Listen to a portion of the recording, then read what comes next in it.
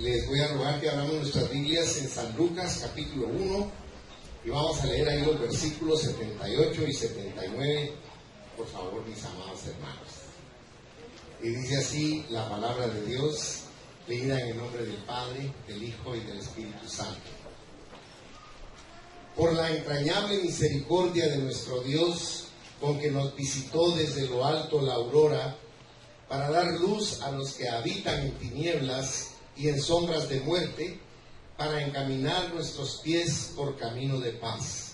Padre Celestial, te ruego en esta mañana que tú unjas la palabra y la sazones, para que sea una bendición, un bálsamo y una delicia para el espíritu de cada uno de tus hijos y de tus hijas en este lugar.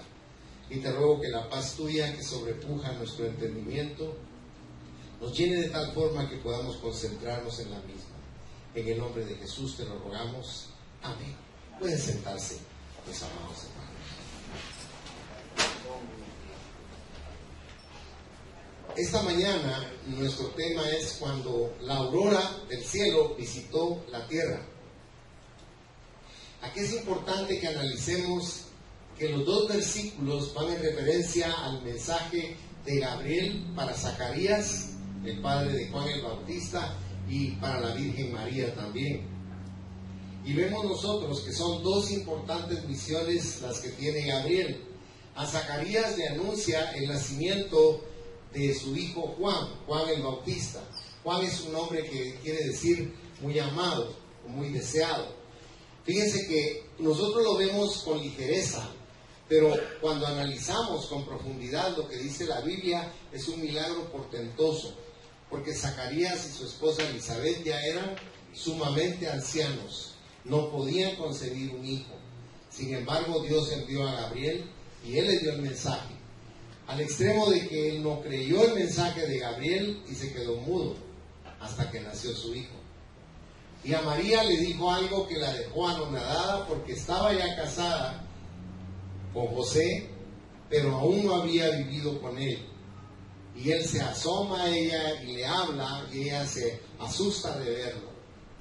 Y él explica de parte de Dios que va a concebir un hijo de una manera totalmente sobrenatural, no de una manera normal u ordinaria, sino sobrenaturalmente. Son dos mensajes formidables, porque María era una jovencita virgen, no había conocido varón. Y sin embargo Dios hizo un portento al quedar ella embarazada. Entonces es interesante ver cómo a María le habla. Pero veamos primero lo que le dice a Zacarías. Acompáñenme a San Lucas 1, versículo 13. Pero el ángel le dijo: Zacarías, no temas, porque tu oración ha sido oída, y tu mujer Elizabeth te dará a luz un hijo, y llamará su nombre Juan.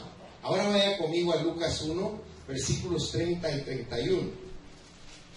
Entonces el ángel le dijo: María, no temas, porque has hallado gracia delante de Dios, y ahora concebirás en tu vientre, y darás a luz un hijo, y llamarás su nombre Jesús, el Salvador. Note cómo a los dos les dijo desde un principio: no temas. ¿Sabe por qué? Porque lo que más actúa en nuestra mente siempre y en nuestro corazón es el miedo, es el temor. Y Dios lo que más nos dice en su palabra es: no temas. ¿Por qué nos dice no temas? Porque Él es nuestro respaldo, Él es nuestra fuerza, Él es nuestro muro protector, Él es el que levanta nuestra cabeza, Él es el que sana todas nuestras dolencias, Él es el que nos rejuvenece como las águilas, dice la palabra. Amén. De Dios viene todo eso, por eso está diciendo Él: no temas. Ahora, María y Elizabeth estuvieron juntas 3 meses durante sus respectivos embarazos. El de Elizabeth ya llevaba más tiempo que el de María. Y sin embargo, María sube a las montañas de Judá para estar con su prima. Y si usted fuera conmigo a Lucas 1, verso 56, dice: y se quedó María con ella como 3 meses. Después se volvió a su casa. Y luego nace entonces Juan, y se cumple esta profecía de Zacarías. Juan el Bautista prepararía realmente el camino de nuestro Señor Jesucristo. Fíjese que nosotros a veces no le ponemos atención a las profecías de la Biblia, pero las profecías de la Biblia son realmente lo que a nosotros nos aporta la seguridad de que cuando Dios dice algo en su palabra, Él lo va a cumplir. Vaya conmigo a Isaías capítulo 40, si es tan amable. 700 años antes que naciera nuestro Señor Jesucristo, Dios puso estas palabras en la boca del profeta Isaías. Y si usted ve en el capítulo 40, dice del versículo 3 en adelante: voz que clama en el desierto, preparad camino a Jehová, enderezad calzada en la soledad a nuestro Dios. Todo valle sea alzado, y bájese todo monte y collado, y lo torcido se enderece, y lo áspero se allane, y se manifestará la gloria de Jehová, y toda carne juntamente la verá, porque la boca de Jehová, que dice su Biblia. O sea, mire, 700 años antes, Dios había dicho lo que Gabriel viene y hace con Zacarías y también con Elizabeth. Si usted le puso atención al verso 3, está hablando de Juan el Bautista. ¿Y cómo habla de él? Dice, voz que clama, ¿dónde? En el desierto. ¿Y qué dice del Señor? Dice que todo valle, o sea, que está abajo, sea alzado, que todo lo que está alto se baje, porque a Cristo se le llama a Él nivelador. Ante Él no hay grande ni chico, todo es amor en su corazón. Jesús fue un regalo de Dios para nosotros. Pero yo quisiera leerle una nota que le escribí de Juan el Bautista, porque es un personaje formidable en la Biblia. La segunda parte de la profecía de Zacarías concernía a Juan el Bautista. También hay 4 cosas predichas acerca de Juan. La primera, Juan sería el profeta del Altísimo. Notemos varios hechos. Durante 400 años no hubo profeta en Israel. Juan sería el primero desde Malaquías, que es el último libro del Antiguo Testamento. Cristo fue llamado el Altísimo, es decir, el más alto, que es un título de Dios. De esa manera, la deidad, la misma encarnación de Dios en Cristo, estaba siendo proclamada, porque Él es Dios para siempre. En Romanos 9:5 dice la palabra, de quien son los patriarcas, y de los cuales, según la carne, vino Cristo, el cual es Dios sobre todas las cosas, bendito por los siglos. Amén. Juan fue llamado profeta del Altísimo, profeta de Cristo o profeta de Dios. Eso es bien importante. Segundo, Juan prepararía el camino del Señor. Sería predecesor del Mesías, aquel que prepararía al pueblo para la venida del Señor. Tercero, Juan proclamaría la salvación, incluso el perdón de pecados. Notemos que la salvación proviene del perdón de pecados. La salvación es condicional. Los pecados de la persona tienen que ser perdonados antes de que pueda ser salva. En Efesios, te voy a leer capítulo 1, versículo 7, dice la palabra, en quien tenemos redención por su sangre, el perdón de pecados, según las riquezas de su gracia. Voy a hacer un paréntesis para hacer una pregunta. ¿Qué necesita hacer usted para recibir el perdón de todos sus pecados en Cristo? Amén. Creer. No tiene que hacer penitencias, simplemente tiene que creer. Así le dijo el Señor a Marta, que cree todo le es posible. Amén. Entonces, notemos que la salvación viene del perdón de pecados, como leímos también en Efesios 1:7, a través de la sangre de Cristo. Y el propósito de Juan era llamar a los hombres a la salvación y a recibir el perdón también de sus pecados. Y cuarto y último, Juan proclamaría la adoración del Hijo Celestial. Notemos que Cristo, el Mesías, es llamado Hijo de Justicia. En Malaquías 4:2 dice la palabra, Mas a vosotros, los que tenéis mi nombre, nacerá el sol de justicia, y en sus alas traerá salvación, y saldréis y saltaréis como becerros de la manada. O sea, aquí está diciendo que en el momento en que logramos comprender espiritualmente lo que significa la salvación de Cristo para nuestras almas, hace que nosotros nos pongamos felices. Por eso dice que vamos a saltar como los becerros de la manada. En 2 de Pedro 1:19 dice la palabra: tenemos también la palabra profética más segura, a la cual hacéis bien en estar atentos como a una antorcha que alumbra en lugar oscuro, hasta que el día esclarezca y el lucero de la mañana salga en vuestros corazones. ¿Quién es ese lucero? Se lo voy a leer en Apocalipsis. Apocalipsis 22:16 dice: yo, Jesús, he enviado mi ángel para daros testimonio de estas cosas en las iglesias.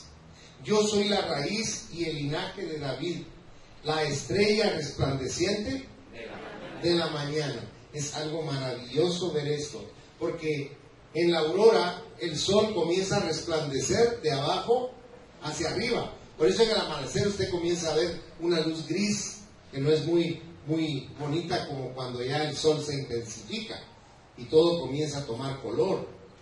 Ese es el sol nuestro, pero nuestro sol espiritual no viene de abajo para arriba, sino viene del cenit de la gloria para nosotros. Por eso lo que ilumina es nuestros espíritus. Y Él vino para iluminarnos de esa manera. Fíjese que si aquí estuvieran todas las cortinas oscuras cerradas y apagáramos la luz, nos costaría mucho ver, porque todo se volvería penumbra. Pero cuando encendemos la luz, notamos que todo se nos facilita y tenemos libertad de movimiento, de pensamiento y de vista. Pero espiritualmente permanecemos en la oscuridad. Por eso es necesario que nazca en nuestro corazón el sol de justicia, el lucero de la mañana.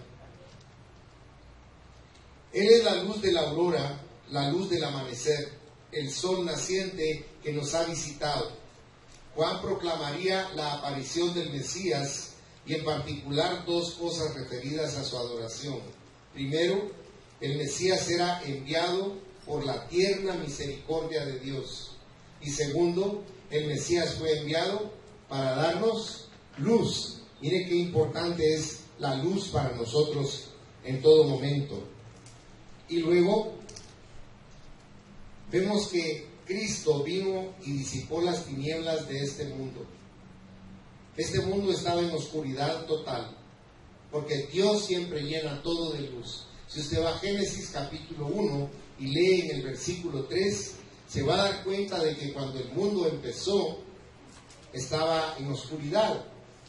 Y en el versículo 3 dice: y dijo Dios, sea la luz. ¿Y qué dice su Biblia? Y fue la luz. Pero yo quisiera aclararle que hasta versículos más adelante aparece que creó el sol, la luna y las estrellas, de tal manera que realmente a la luz que se refiere es al conocimiento del Evangelio de Dios. El misterio más grande para la humanidad que ha permanecido oculto es el Evangelio de Dios revelado a nosotros por medio de la palabra.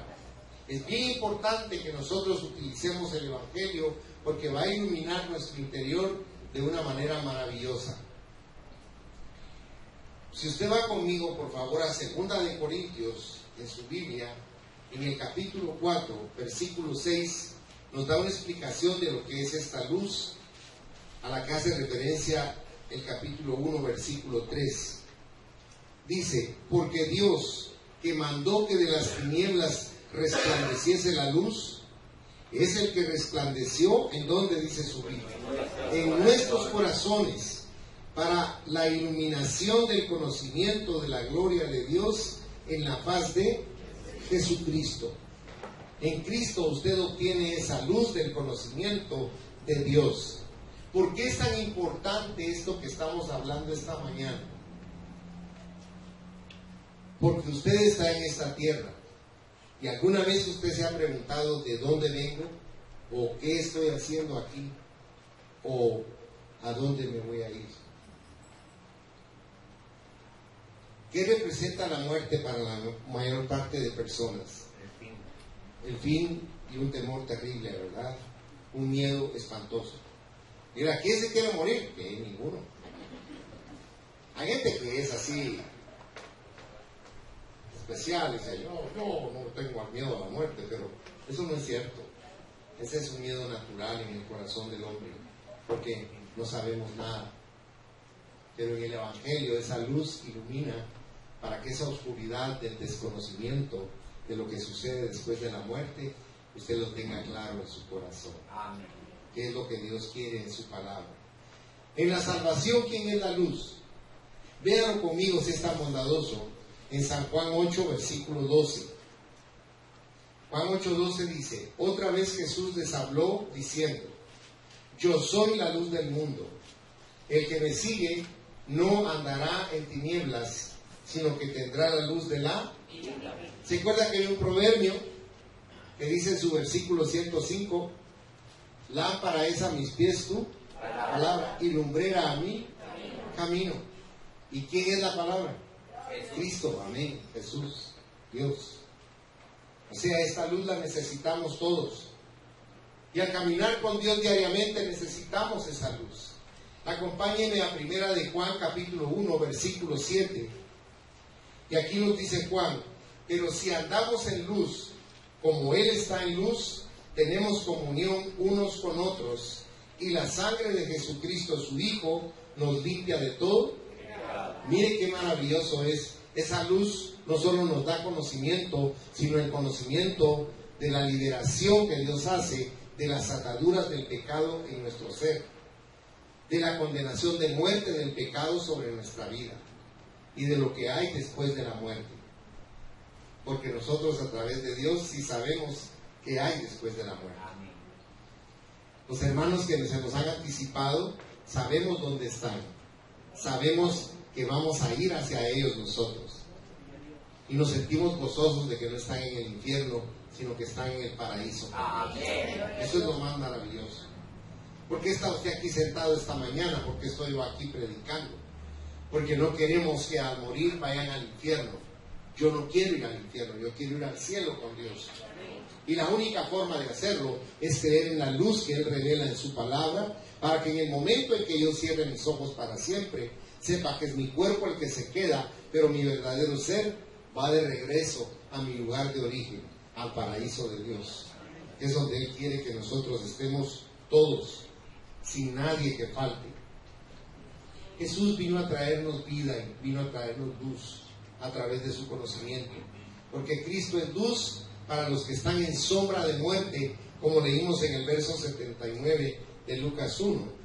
Dice que vino para dar luz a los que habitan en sombra de muerte. Todos los humanos vivimos en sombra de muerte. Vaya a su Biblia si está bondadoso a Hebreos 9, versículo 27. Y ahí dice la palabra, y de la manera que está establecido para los hombres, que mueran una sola vez, y después de esto dice, el juicio. El juicio. Ahora, usted tiene que entender algo, tiene que haber un juicio para los muertos que no murieron en Cristo, pero para los cristianos, los que murieron en Cristo, no hay juicio. De eso nos libra el Señor también.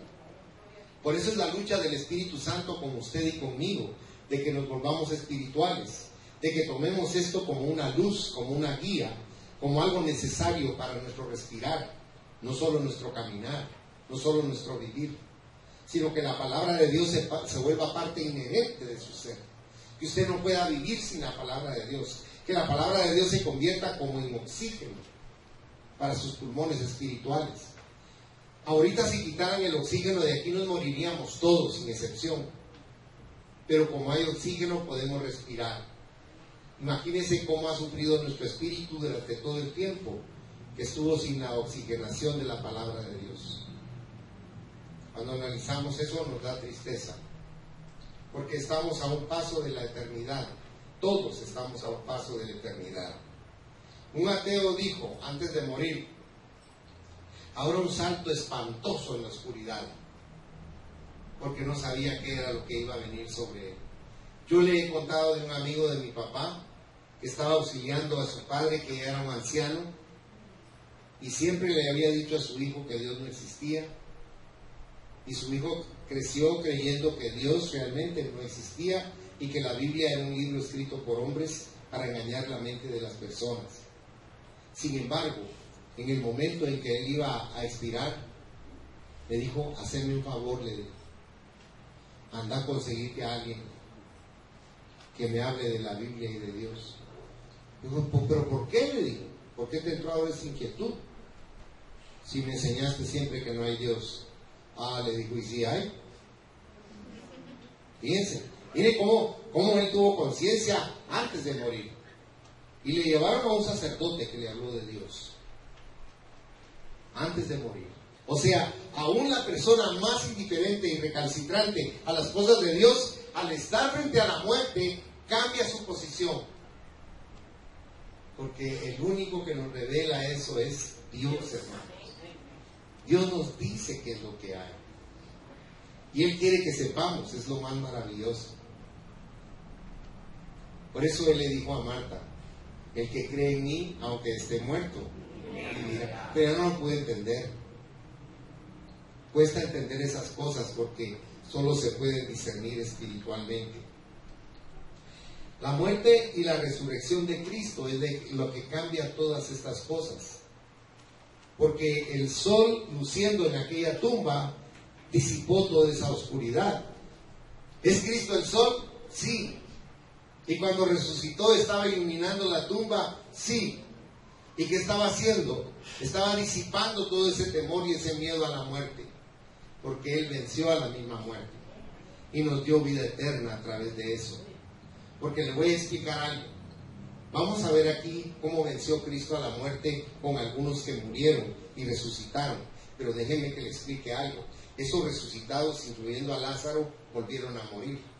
Pero yo le estoy hablando de lo que hizo Él en la tumba. Porque lo que Él hizo en la tumba es que todos los que han muerto, y aún nosotros si muriéramos, vamos a ser partícipes de la resurrección cuando Él venga, en el rapto de la iglesia. Ahí vamos a ver a nuestros seres queridos que se nos anticiparon, cómo Dios nos integra nuevamente y los vamos a ver jóvenes y llenos de vida, y nosotros vamos a cambiar también en un quinto de segundo nuestro aspecto, nuestra apariencia, porque el Señor nos va a rejuvenecer a todos absolutamente. Es un milagro portentoso la resurrección que Él creó a través de haber resucitado Él. ¿Se recuerda qué hizo Él cuando ya había resucitado y tuvo que partir? Más de 500 personas estaban frente a Él, porque Él conoce que nosotros somos personas incrédulas y que todo lo de Dios lo dudamos. Si lo dice CNN, no. Ahí sí creemos todo a pie juntillas. O si lo dice cualquier mago o cualquier tipo de esos prestidigitadores. Pero si lo dice Dios, lo dudamos. Pero cuando Dios nos dice algo en su palabra, es verdad. Y si el Señor dijo que Él iba a regresar y que Él iba a levantar a todos los muertos de sus tumbas y que nos iba a llevar con Él para estar en la eternidad, en el paraíso con Él, yo lo creo con toda mi alma, con todas mis fuerzas. Yo sé que es cierto, porque en la naturaleza de Dios no existe la mentira. Él es la verdad, y la verdad absoluta, no una verdad parcializada. Jesús venció a la muerte en todos sus campos. Si usted fuera conmigo a Marcos 5, versículos del 40 al 42, se recuerda que en esta porción Cristo es tomado por una multitud, y una mujer que tenía 12 años de padecer flujo de sangre se cuela dentro de todas las personas disfrazada y es sanada inmediatamente. Pero cuando el Señor llega al punto donde lo estaba esperando Jairo, le dijo: Señor, ya no te molestes en ir porque mi hija murió. Y el Señor le dice con gran misericordia: no está muerta, le dijo, solo está durmiendo. Pero mírenlo conmigo en la Biblia si es tan amable. San Marcos 5, del 40 al 42. Y las personas que estaban ahí, dice, y se burlaban de él. Mas él, echando fuera a todos, tomó al padre y a la madre de la niña y a los que estaban con él, y entró donde estaba la niña, y tomando la mano de la niña le dijo: Talita cumi, que traducido es: niña, a ti te digo, levántate. Y luego la niña se levantó y andaba, pues tenía 12 años, y se espantaron. ¿Qué dice su hijo? Grandemente. 12 años tuvo la mujer flujo de sangre, y la edad de la niña muerta eran 12 años, porque Cristo tiene el control de todo, el poder sobre todas las cosas. También hubo un joven que murió, que era el único sustento de su madre, y cuando Jesús entra a la ciudad, ve que viene la madre llorando, afligida, porque era viuda, y su único sustento, su única esperanza, la llevaban en un féretro ya para enterrarla. Vaya conmigo, si es tan bondadoso, a Lucas 7, del 13 al 15. Lucas 7, del 13 al 15 dice: y cuando el Señor la vio, se compadeció de ella y le dijo: no llores. Y acercándose, tocó el féretro, y los que lo llevaban se detuvieron, y dijo: joven, a ti te digo, levántate. Entonces se incorporó el que había muerto y comenzó a hablar, y lo dio a su madre. Mire qué maravilloso lo que Jesús hacía. Eran cosas tan sobrenaturales para que creyéramos de su deidad. Y en Hebreos 2:14, en Juan 11, del 43 al 44, está Lázaro. Y aquí dice: y habiendo dicho esto, clamó a gran voz: Lázaro, ven fuera. Yo quiero explicarle algo. Él lo hizo en esa forma, alzó la voz, porque el cementerio estaba lleno de personas, porque la misma hermana de Lázaro le dijo: tiene 4 días de estar muerto, y hiede, el hedor sale de la tumba, está descompuesto el cuerpo. Y toda la gente estaba ahí por curiosidad, no por fe, porque dijeron: este muerto está descompuesto, está corrupto, ya tiene gusanos, ¿cómo es posible que este dice que lo va a levantar?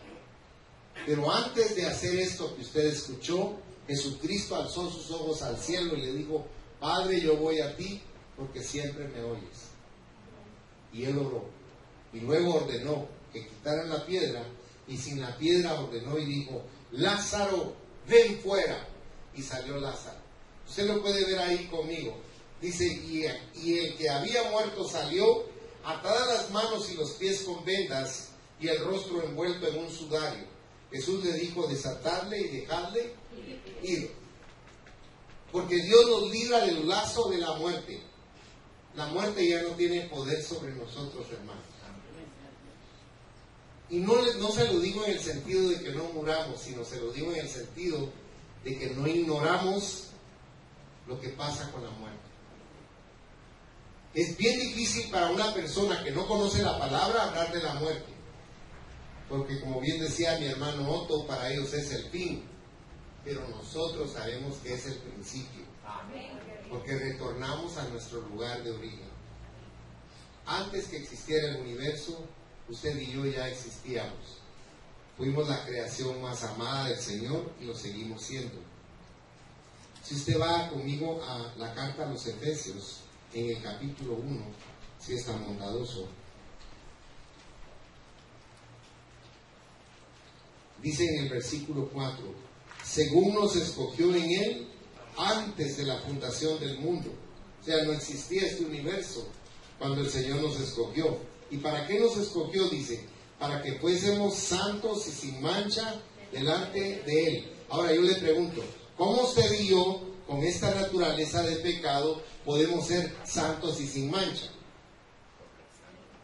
Porque la luz de la aurora visitó la tierra para limpiarnos de pecado y para llenarnos de gracia y misericordia a los ojos del Padre. O sea, no es por lo bueno que usted es o porque cumple todos los mandamientos, sino es porque usted ha creído en su corazón que Jesucristo es su Salvador. Amén. Y que es su vida eterna. De tal manera que Él venció a la muerte para usted y para mí. Dice en Hebreos 2:14: así que por cuanto los hijos participaron de carne y sangre, Él también participó de lo mismo, para destruir por medio de la muerte al que había tenido el imperio de la muerte, esto es, el diablo. Él le quitó el poder de la muerte al diablo, y ahora Él tiene el poder de la vida para cada uno de nosotros. Y concluyo el mensaje con esto: Cristo da luz a todos los que necesitan dirección. Usted y yo en todo lo que hacemos necesitamos guía. Necesitamos a quien decirle qué hago. Cristo lo hace para usted y para mí. A veces en nuestro propio trabajo no sabemos cómo hacer. En un negocio no sabemos cómo actuar. Pero Dios nos guía, porque ese es parte de su propósito. Ser una luz de guía para nosotros. En el versículo 79 de Lucas 1 dice, para encaminar nuestros pies por camino de paz. Para caminar por este mundo de tinieblas necesitamos un guía, y Jesús es ese guía. Ilumina el camino para nosotros. Guía nuestro camino en la senda de la paz. Paz es una palabra buena y maravillosa. Pero yo le quiero decir algo. ¿Es para usted la paz algo más que una palabra? Le voy a explicar. Aquí estamos en paz ahorita, pero en nuestro interior hay tantas cosas, tantos pensamientos y problemas que realmente no tenemos paz. Hay muchas preocupaciones también. Pero lo que Dios quiere es que al confiar en Él, entremos en esa paz sobrenatural de Él, porque no es la paz relativa que tenemos aquí ahorita, sino es una paz absoluta que produce el poder del Espíritu Santo por la fe en nuestro interior. Vaya por favor a Filipenses 4, si es tan amable. Filipenses capítulo 4, versículo 7, si me hiciera el favor.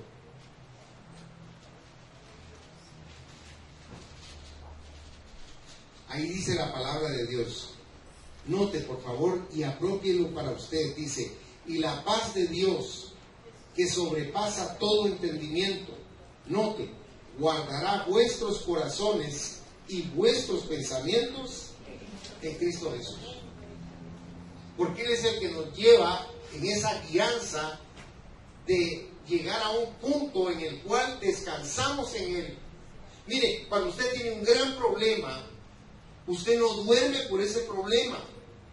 Pero el Señor lo invita en la carta a los Hebreos, en el capítulo 3 y 4, a que usted confíe de tal forma en Él, que usted logre poner a los pies de Él su carga, y Él la va a resolver por usted. Entonces usted va a estar descansando de esa carga que lo aplasta, que lo abruma, que le roba todo su gozo y toda su paz. Debemos aprender a confiar en nuestro Dios. Debemos aprender a confiar en Jesucristo, porque lo hemos visto muy superficialmente y muy de lejos. Yo le puedo preguntar, ¿ha encontrado usted la paz? ¿Esa paz absoluta? Porque Jesucristo nos quiere dar esa paz a todos y cada uno de nosotros.